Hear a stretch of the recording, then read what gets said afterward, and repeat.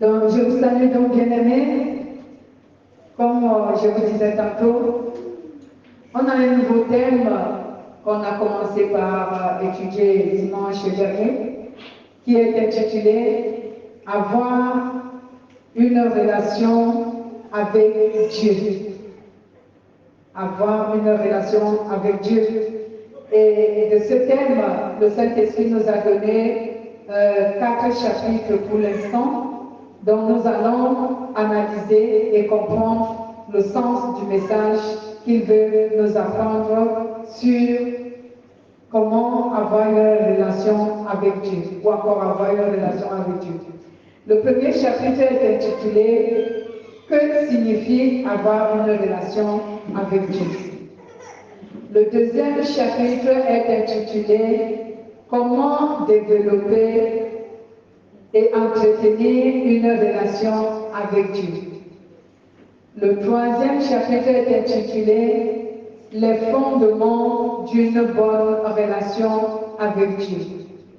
Le quatrième chapitre est intitulé « L'importance d'une relation avec Dieu ». Dimanche dernier, on a donc développé le premier chapitre, dont j'ai cité « Que signifie avoir une relation avec Dieu ?» Que signifie avoir une relation avec Dieu? Qu'est-ce que le Saint-Esprit nous a enseigné? Je vous ai posé la question, il y a une seule personne qui est intervenue. Vous autres, vous avez écouté pour essayer d'intervenir? Oui, allez-y rapidement. Nous avons dit que avoir une relation avec Dieu, la relation avec Dieu, c'est le rapport, sinon l'intimité qu'on entretient avec Dieu. Oui. Nous avons dit qu'en tant que chrétiens, cette intimité-là, c'est l'amour. C'est l'amour que nous manifestons avec Dieu et vice-versa. Oui. Voilà. Nous avons également dit que cet amour nous permet d'obéir à Dieu sans contrainte. Oui. Merci beaucoup, bien-aimé. Bon, on a eu 2 réponses. Je ne continuerai pas avec la troisième personne parce que, à cause de notre temps, parce qu'il ne faut pas que nos vidéos soient tellement longues. Je vais donc réitérer ce que nous avons appris sur le premier chapitre avant de continuer sur ce que Dieu voudrait nous enseigner aujourd'hui. Que signifie avoir une relation avec Dieu? D'abord, nous allons parler de ce que c'est qu'une relation. La relation ici est l'ensemble des rapports et des liens qu'entretiennent 2 personnes. C'est cela que nous pouvons avoir comme analyse pour comprendre le mot relation. C'est l'ensemble des rapports et des liens qu'entretiennent 2 personnes. Et en ce qui concerne notre thème, avoir une relation avec Dieu, c'est le fait d'entretenir des rapports et des liens de pureté, de sainteté, d'amour avec le Saint-Esprit. C'est ce que nous avons dit dimanche dernier, que c'est le fait d'avoir de l'intimité avec le Saint-Esprit.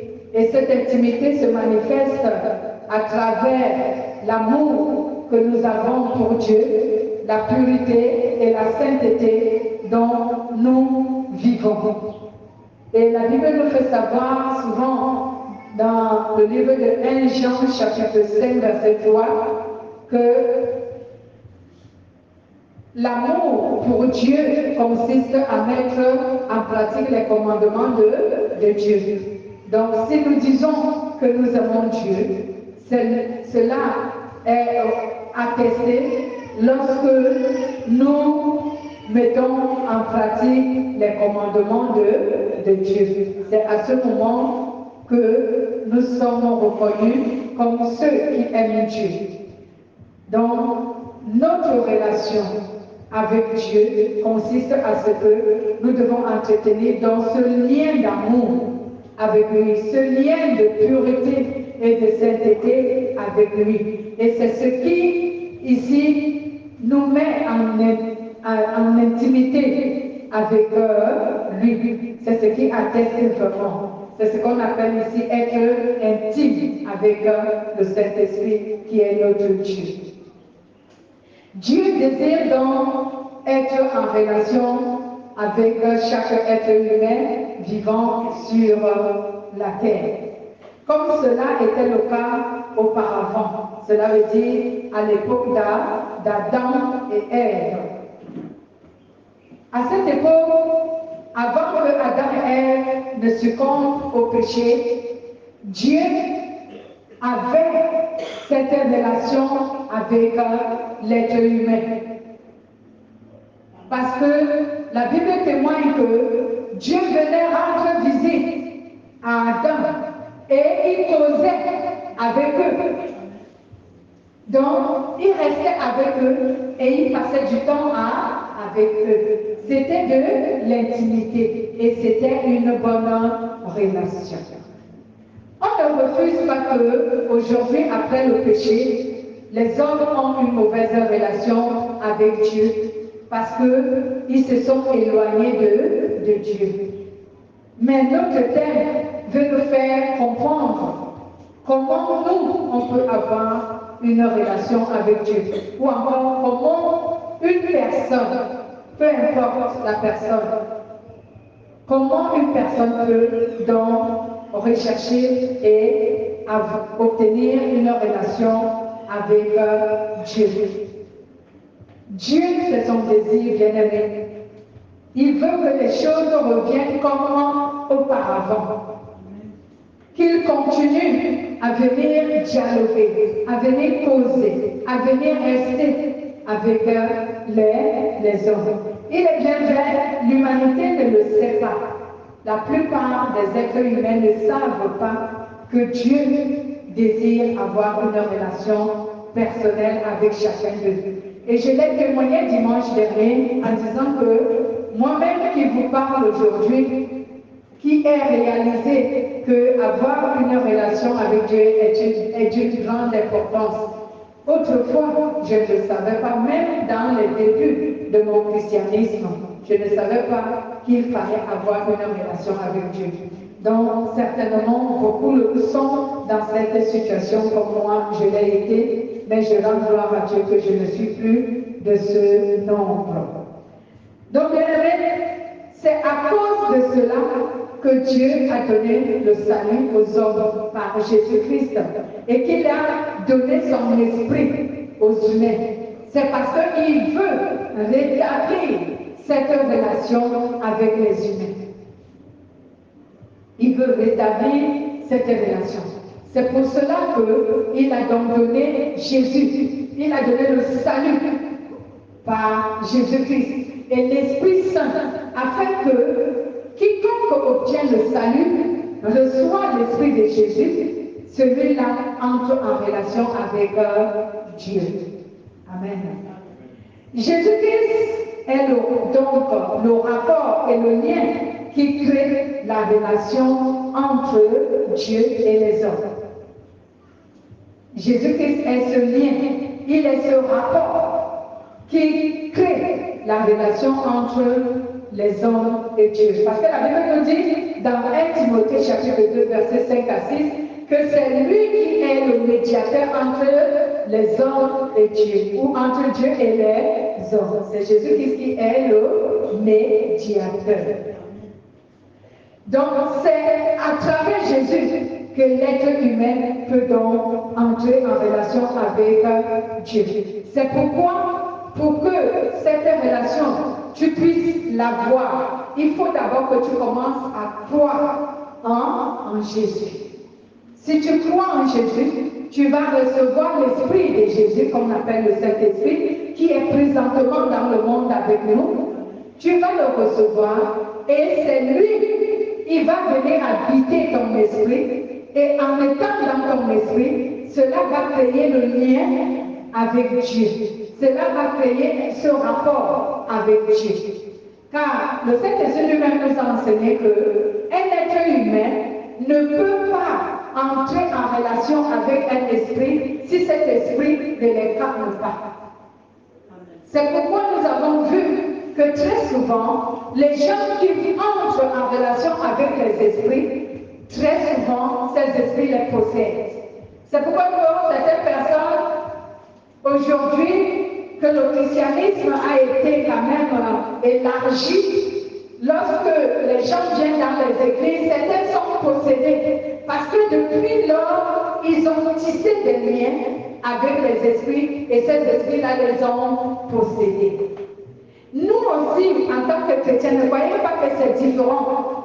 Lorsque tu es chrétien, vraiment, pour que cela soit attesté, que tu es chrétien, que tu as une relation avec Dieu, il faut que le Saint-Esprit vienne t'habiter.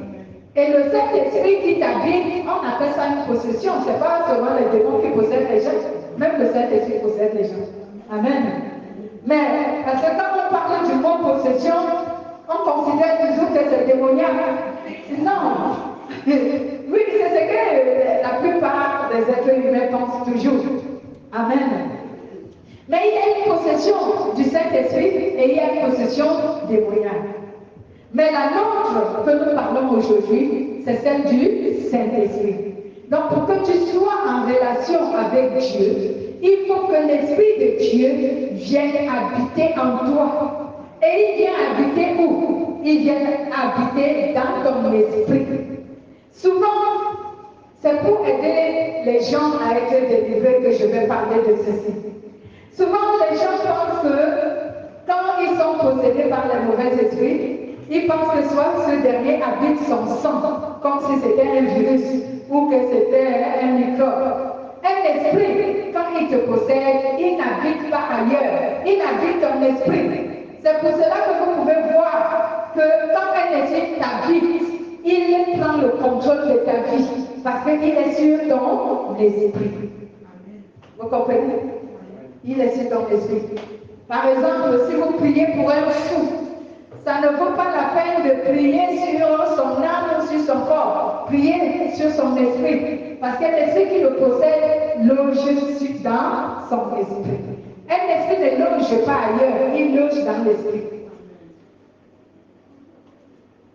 Donc, voici comment le Saint-Esprit nous habite. Pour attester que nous sommes en relation avec Dieu. Donc, il doit nous habiter. Donc, si un esprit ne t'habite pas, tu n'es pas en relation avec lui. Que quelqu'un dise Amen. C'est pourquoi je confesse que Satan n'est pas en relation avec moi parce qu'il ne m'habite pas. Il n'est pas en relation avec toi parce qu'il ne t'habite pas. Amen. Tu ne peux être en relation avec un esprit que si cet esprit-là t'habite. Alléluia. Donc, voici donc comment nous vivons notre relation avec Dieu.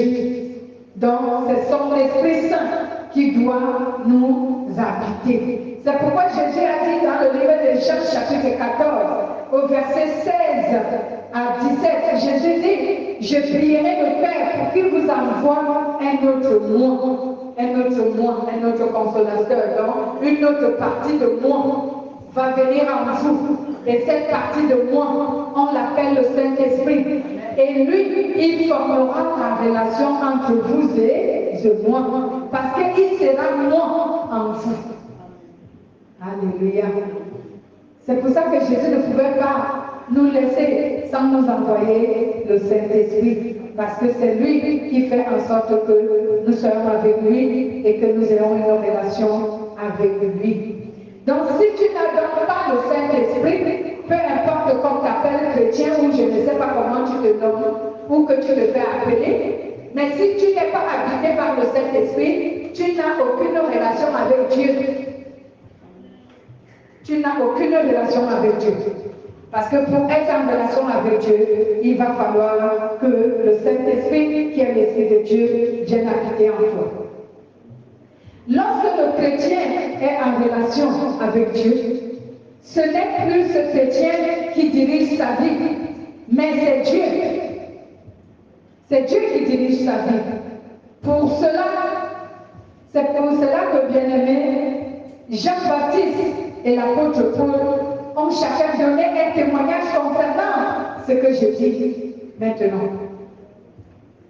Jean-Baptiste et l'apôtre Paul, chacun a donné un témoignage concernant cela. Parce que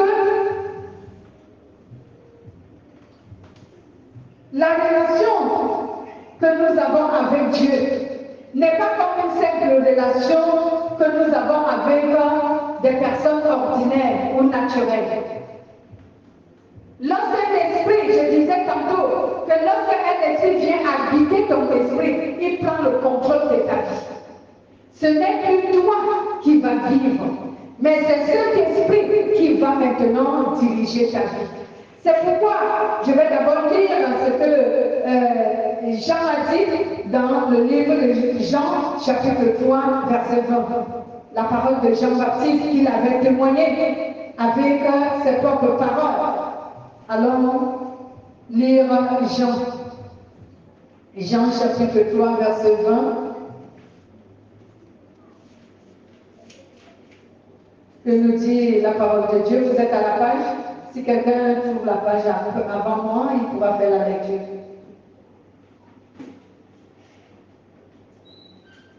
Jean chapitre 3. C'est Jean chapitre 3. Non. Lisons d'abord Galates pendant que je cherche Jean. Lisez Galates chapitre 2, verset 20. Excusez-moi. Galates 2, verset 20. Oui, Galates 2, verset 20. J'ai été crucifié avec Christ, et si je vis, ce n'est plus moi qui vis, c'est Christ qui vit en moi. Si je vis maintenant dans la chair, je vis dans la foi. Je vis dans la foi au Fils de Dieu, qui m'a aimé et qui s'est livré lui-même pour moi. Amen. Amen. Oui, Jean, chapitre 1. Lisons verset 20.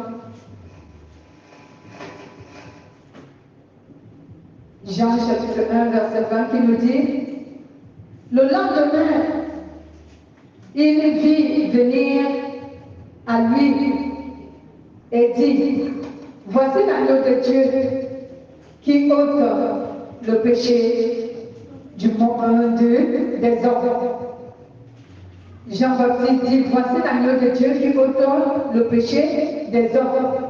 Et il dit: il est temps que moi je diminue et que lui il croisse en moi. Amen. Il est temps que moi je diminue et que lui il croisse en moi. Donc, la Bible nous dit ici, si vous lisez à partir du verset 20 jusqu'au verset 24, la Bible nous dit que quand Jean-Baptiste a vu venir le Seigneur Jésus dans cet endroit où il baptisait les gens,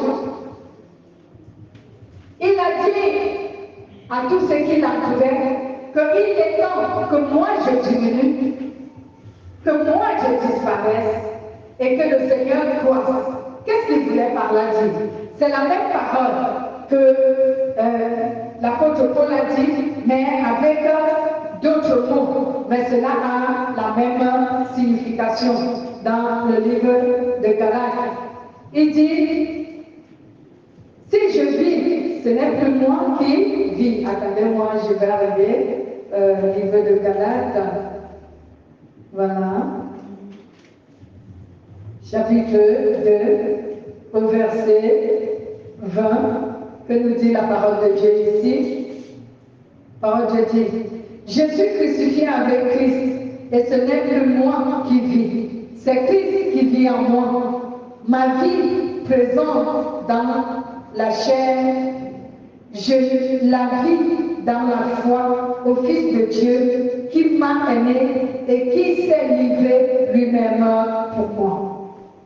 Donc cette parole veut nous dire que Jean ou encore l'apôtre Paul, tous les deux, chacun s'est exprimé en ces mots, pour nous faire comprendre que quand tu as l'Esprit de Dieu qui habite en toi, normalement, ta vie, tu ne dois plus la diriger par toi-même, mais tu dois vivre et diriger ta vie selon la volonté de Dieu.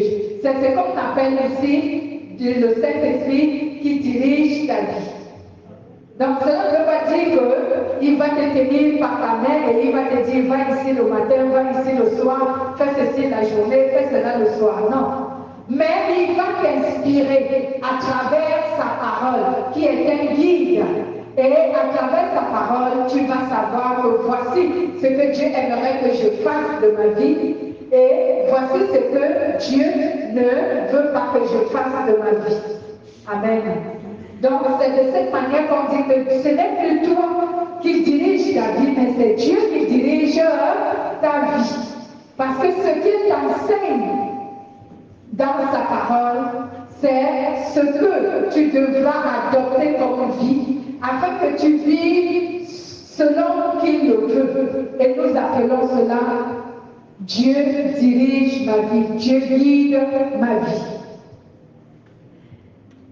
Et lorsque nous lisons également dans Éphésiens, la Bible nous dit quelque part que ne résistez pas au Saint-Esprit de Dieu, n'est-ce pas? La Bible nous dit quelque part de ne pas résister au Saint-Esprit de Dieu. Dans Éphésiens chapitre 4, au verset 30, la Bible nous dit, n'attristez pas le Saint-Esprit de Dieu par lequel vous avez été scellés pour le jour de la rédemption. Cela voudrait dire que toi et moi, on doit se soumettre aux recommandations du Saint-Esprit. Et c'est de cette manière qu'il guide et dirige notre vie. Amen. Donc on doit se soumettre aux ordres du Saint-Esprit. Mais lorsque tu dis avoir l'Esprit de Dieu, tu dis être en relation avec Dieu, et sachant que être en relation avec Dieu, c'est Dieu qui va plutôt diriger ta vie.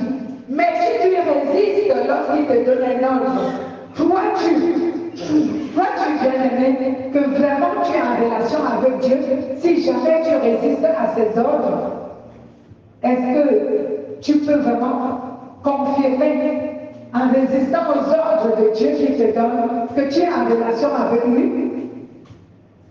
Non. Je dirais que tu n'es pas en relation avec Dieu. Parce qu'il ne dirige pas ta vie. Il ne dirige pas ta vie. C'est pourquoi je disais, la relation que nous avons avec Dieu n'est pas comme celle que nous avons avec les humains ordinaires. Elle est un peu plus différente. Parce que je peux être en relation avec un être humain. Oui, cet être humain peut ne pas diriger ma vie, on peut s'accorder sur certains points. Mais avec le Saint-Esprit, ce n'est pas le cas.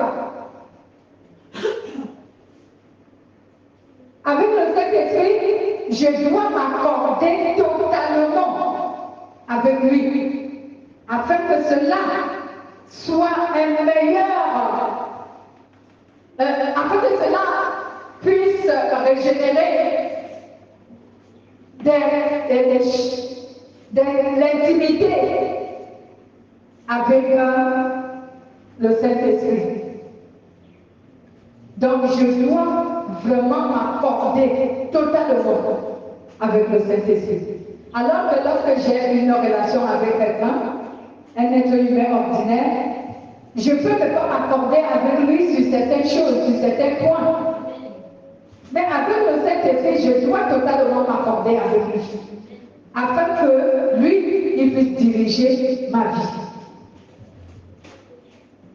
Alléluia.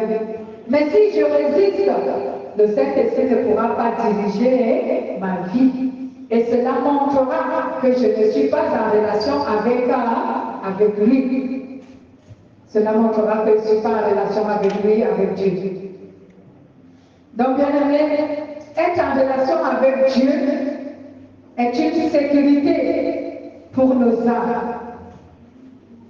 C'est une sécurité pour nos âmes, être en relation avec Dieu.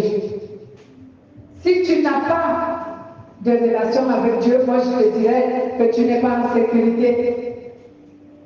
Et cela parce que Dieu est celui qui garantit à l'homme un avenir meilleur et une sécurité pour sa vie et pour son âme.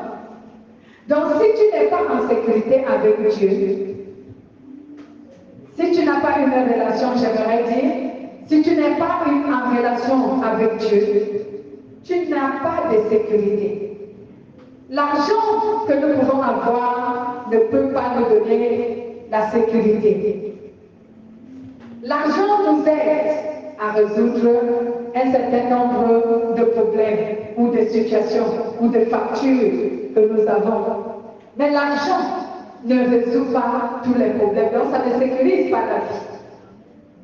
Tout ce que nous pouvons avoir ici sur la terre n'est pas une sécurité pour notre vie. Pourquoi? Parce que tout cela est faillible. Tout cela peut faillir, alors que Dieu ne faillit pas. Donc quand tu as une relation avec Dieu en tant qu'être humain, ta vie est en sécurité. Parce que déjà, Dieu garantit ta vie. Il garantit et sécurise ton âme. Alléluia. Il te garantit la vie, il sécurise ton âme. Nous avons souvent vu les gens qui ont énormément de richesses de ce monde, de l'argent et tout. Mais est-ce que c'est pour autant que leur âme est en sécurité? Non. Est-ce que c'est pour autant que leur vie est en sécurité? Non. Et pourtant, ils ont tous les biens du monde qui peut amener à sécuriser, qui peut les aider à payer leurs factures, qui peut les payer à résoudre un bon nombre de problèmes. Mais leur âme ne sera pas en sécurité et leur vie non plus. Alors que si tu as Dieu, tu peux ne pas avoir les biens du monde qui te permettent de résoudre un certain nombre de problèmes de ta vie, mais néanmoins, tu as une sécurité pour ta vie et pour ton âme. Amen. Tu as une sécurité. Donc, être en relation avec Dieu est une sécurité pour notre vie. C'est une sécurité pour notre âme. Et même, c'est une garantie pour un avenir meilleur que Dieu nous a promis. Car dans Jérémie, chapitre 29, au verset 11 à 14, Dieu nous a donné une certaine certitude de ce qu'il va protéger nos vies, de ce qu'il va sécuriser nos vies. Nous lisons un peu Jérémie. Jérémie, chapitre 29, au verset 11 à 14. Jérémie 29, 11 à 14. Que nous dit la parole de Dieu? Je vais lire. Je connais, moi, le destin que j'ai formé à votre sujet, oracle de l'Éternel, le destin de paix et non de malheur, afin de vous donner un avenir fait d'espérance. Alors, vous m'invoquerez et vous pourrez partir. Vous intercéderez auprès de moi et je vous exaucerai. Vous me chercherez et vous me trouverez, car vous me cherchez de tout votre cœur.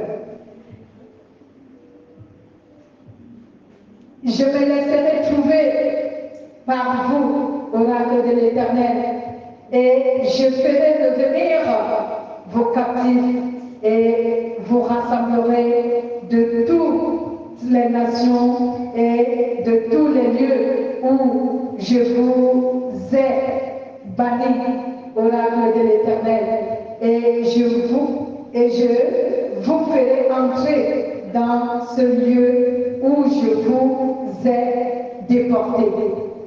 Donc le Seigneur nous fait savoir ici qu'il a formé un dessein de paix, de joie et non de malheur. Il sait les projets qu'il a pour nous et ce sont les projets de sécurité de notre vie et de notre âme. Donc, ne te séduis pas ou encore ne t'illusionne pas en tant qu'humain en pensant que c'est parce que tu as les biens du monde, alors tu te dis que tu es en sécurité. Tu n'es pas en sécurité. On ne trouve la sécurité qu'auprès de Dieu. Et c'est pour cela que nous devons être en relation avec lui. Si nous disons être donc des chrétiens, nous devons être en relation avec Dieu. Avoir la sécurité parce qu'on est en relation avec Dieu, est-ce que cela voudrait dire que nous sommes exempts des difficultés de la vie? Non. Est-ce que cela voudrait dire que nous n'allons plus mourir parce que nous sommes en sécurité? Non. Physiquement, nous allons quitter notre corps charnel, mais notre âme vivra éternellement. C'est pourquoi j'ai parlé de la sécurité de la vie et de l'âme. Alléluia. La sécurité de notre vie et notre âme. Parce que si tu es en relation avec Dieu, sois-en sûr que même si tu meurs physiquement, ton âme ne va jamais mourir. Parce qu'il va hériter la vie éternelle. Et pendant ta vie terrestre, là aussi tu as la sécurité. Parce que Dieu œuvre dans ta vie. Et en plus, c'est lui qui dirige ta vie. Il y a quelque part dans la Bible dit quelque part dans les Écritures que qui me séparera de l'amour de Dieu manifesté en Jésus-Christ? Est-ce la souffrance? Est-ce l'épée? Est-ce le rejet? Est-ce les railleries? Est-ce le manquement? Est-ce les démons? Est-ce Satan? Personne ne me séparera de l'amour de Dieu manifesté en Jésus. Donc cela veut dire que j'ai l'assurance de la vie.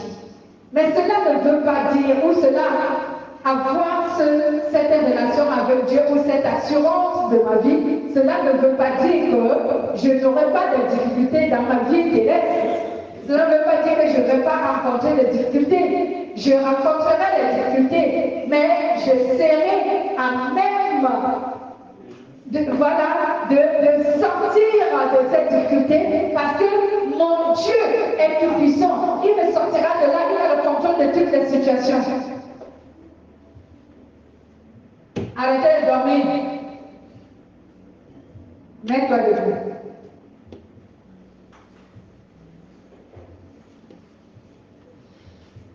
Voici, bien-aimés, vraiment ce qui doit nous motiver de rechercher cette relation avec Dieu, parce qu'elle est rassurante. Avec la relation que nous avons avec Dieu, on est rassuré. Je me souviens même d'une parole encore, elle vient de David. David qui dit, même quand je marche dans l'ombre de la vallée de la mort, je n'ai pas peur, parce que je sais que mon Dieu est avec moi. Vous voyez, si David confesse ce genre de paroles, c'est parce que David sait que sa vie est en sécurité entre les mains de Dieu. C'est pourquoi il dit, même quand je marche dans la vallée de l'ombre de la mort, je n'ai pas peur. Alléluia. Donc, même quand bien les situations compliquées, difficiles nous arrivent, même quand bien nous sommes attaqués, attaqués de manière spirituelle, même quand bien nous sommes attaqués même de manière physique, que l'on en veut à notre vie ou à notre âme ou à notre esprit, même si nous sommes attaqués par les ténèbres, on doit garder la foi, que notre vie est en sécurité avec Dieu.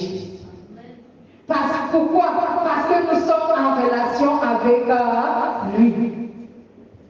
Et quelque part, lui-même, il nous a dit, je ne vous abandonnerai jamais. Je serai avec vous tous les jours jusqu'à la fin du monde. Est-ce que vous voyez que Dieu manque à sa parole? Dieu ne manque pas à sa parole. La Bible déclare dans le livre des Nombres que quand il donne une parole, il veille à ce que cette parole s'accomplisse. Alléluia. Donc tu as la sécurité de ta vie que si tu as une relation avec Dieu. Si tu n'es pas en relation avec Dieu, ta vie n'est pas en sécurité et ton âme non plus. Oui, bien-aimé, ta vie n'est pas en sécurité. Je vois des gens qui se glorifient d'être en sécurité parce qu'il a placé un gardien devant sa porte. Il pense qu'il est en sécurité. On va attacher ton gardien. Tu vas même mettre les verrous sur les portes. On va briser les verrous que tu as mis sur les portes. On va entrer jusqu'à ta maison et venir t'atteindre dans ta maison. Donc tu n'es pas en sécurité.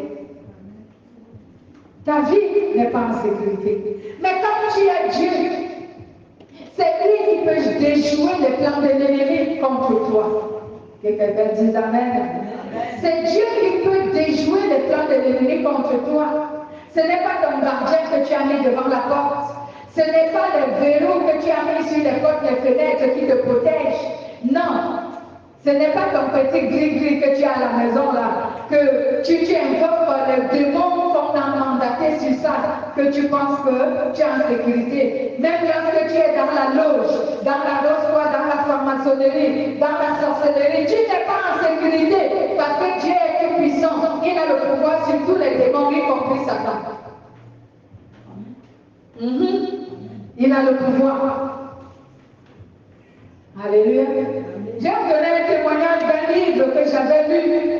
Les gens qui pensent que parce qu'ils ont les gris-gris, les gens qui pensent que parce qu'ils ont fait les fétiches, les gens qui pensent que parce qu'ils ont fait alliance avec Satan, ils sont en sécurité. Je vais vous donner ce témoignage afin que vous sachiez que la sécurité de la vie d'un être humain ne se trouve qu'en Dieu. Il y avait un homme qui était un grand magicien africain. C'est parce qu'il s'est converti qu'il a écrit ce témoignage. Son livre que j'avais lu, le titre c'est Va à Bethel. Cet homme était un grand magicien, il était un Congolais. Alors, les démons étaient à son service. Et les démons très puissants.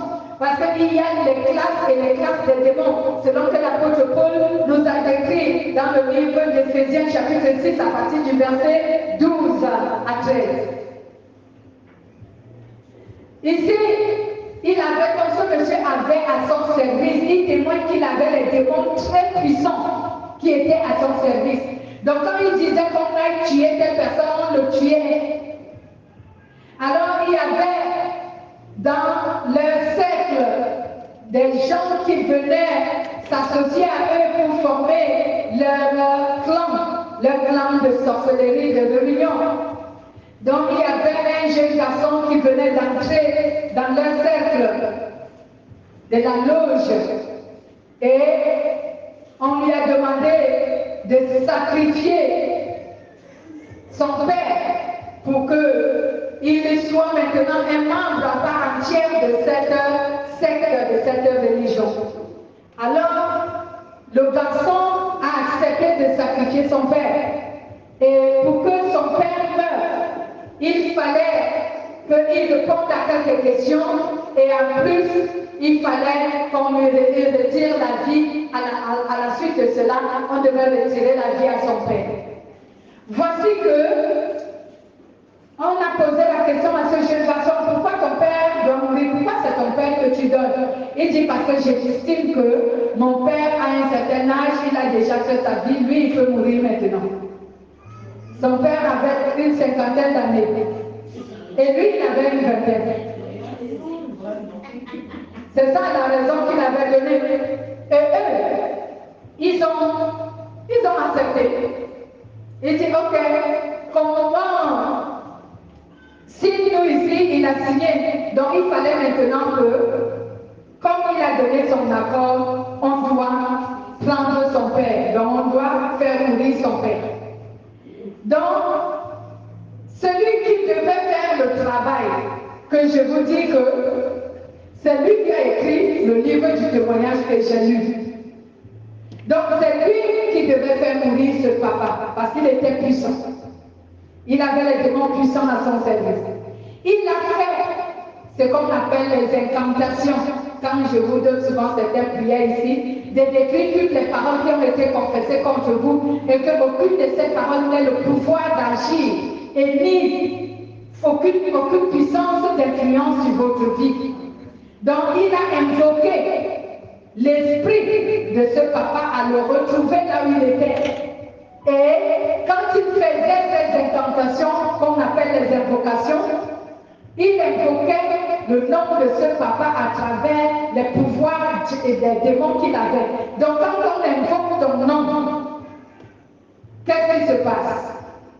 Les démons qui sont au service de celui qui invoque ton nom, ce sont ces démons qui vont amener ton esprit jusque là où on est en train de t'invoquer. C'est pour cela que vous voyez les gens se retrouvent au village pendant qu'ils dorment à livre vide. Et lui, il se retrouve au village parce qu'on t'a appelé au village. Et le démon qui est au service de celui qui t'appelle, c'est lui qui vient te chercher pour t'amener là-bas. Alléluia. L'ennemi ne veut pas que je parle, hein, je vais parler. Qui le veut ou qui ne le veut pas, de toute façon, je vais parler. Donc voici que, à cet instant même, quand il a invoqué le nom de ce papa, le démon qui devait amener l'esprit de ce papa jusqu'à lui n'arrivait pas à atteindre ce père. Pourquoi? Parce qu'il était un chrétien affermi. Vous savez, il y a les gens qui méprisent notre foi. Quand ils nous voient dehors, ils nous méprisent. Ils disent, ah, mais laisse-moi ça, les chrétiens là. Donc, il méprisait.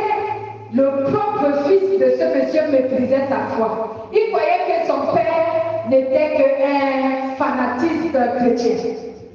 Mais quand on a invoqué l'esprit de ce papa, les démons n'ont pas pu s'approcher de lui pour se saisir de son esprit pour l'amener à là où on l'invoquait. Vous savez pourquoi? Parce que le Saint-Esprit habitait l'esprit de ce papa, vous ne pouvez pas le déloger. C'est ça la sécurité que je vous dis. Le Saint-Esprit habitait l'esprit de ce papa parce que c'était un chrétien. Donc on ne pouvait pas déloger le Saint-Esprit de son esprit pour l'amener. Donc les démons n'ont rien pu faire. Cet homme dit qu'il a encore appelé à son service les démons qui étaient encore plus puissants que ceux qu'il avait envoyés pour la première fois. Ils ont invoqué, il a fait ce travail toute la nuit. Il a invoqué l'esprit de ce papa ne venait pas vers lui. La troisième fois ou la quatrième fois, combien de fois il a fait l'invocation?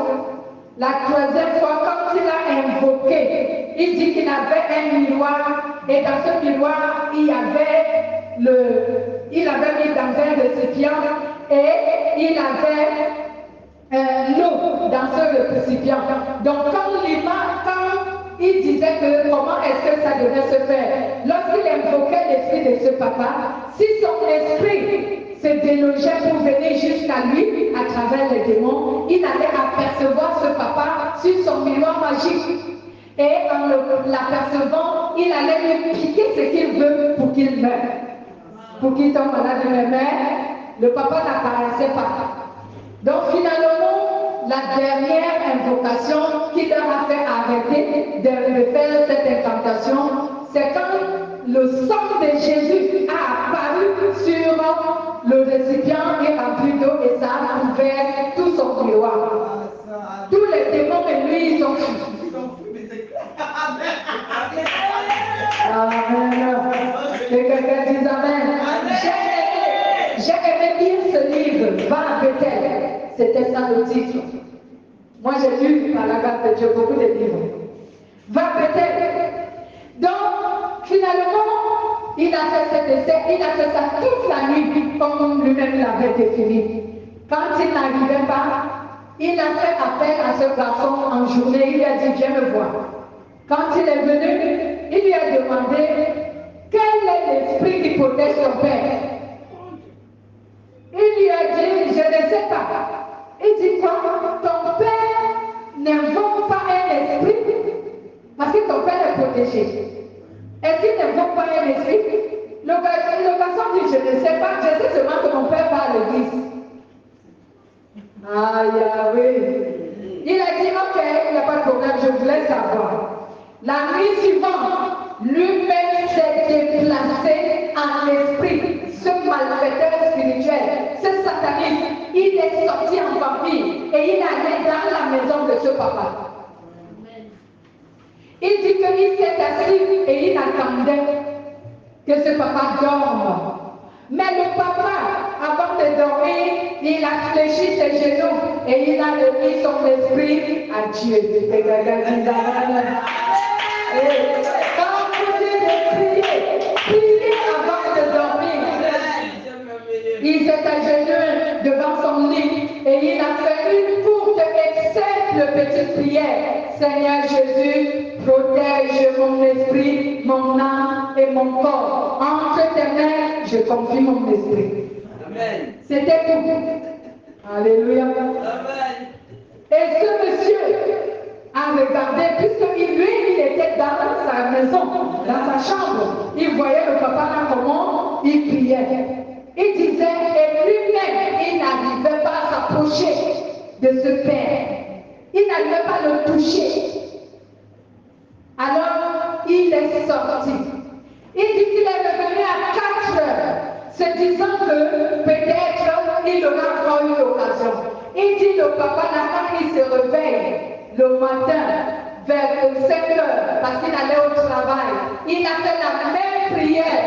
En Dieu te met, Seigneur Jésus, je te recommande ma journée, protège-moi.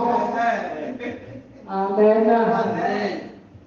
Il est sorti, il est parti, il a fait appel au garçon, il lui a dit, tu n'as pas quelqu'un d'autre, on ne peut pas toucher ton père. Et quelqu'un dit, Amen.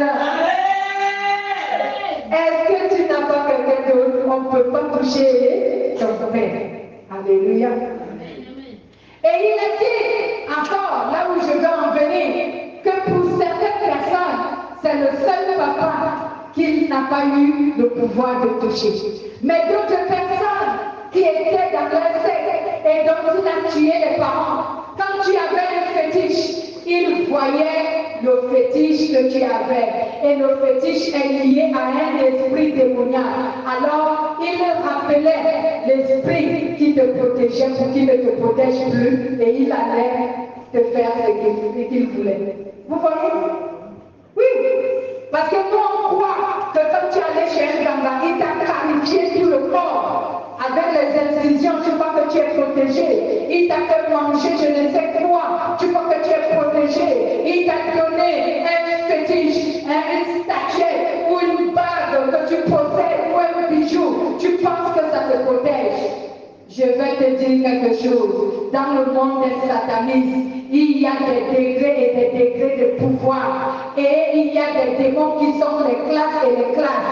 Les autres démons sont plus puissants que certains. Alors si tu tombes sur quelqu'un qui a les démons, qui sont plus puissants que tes démons, il va ordonner aux démons qui te protègent de te libérer, de partir. Et il peut te faire ce qu'il veut.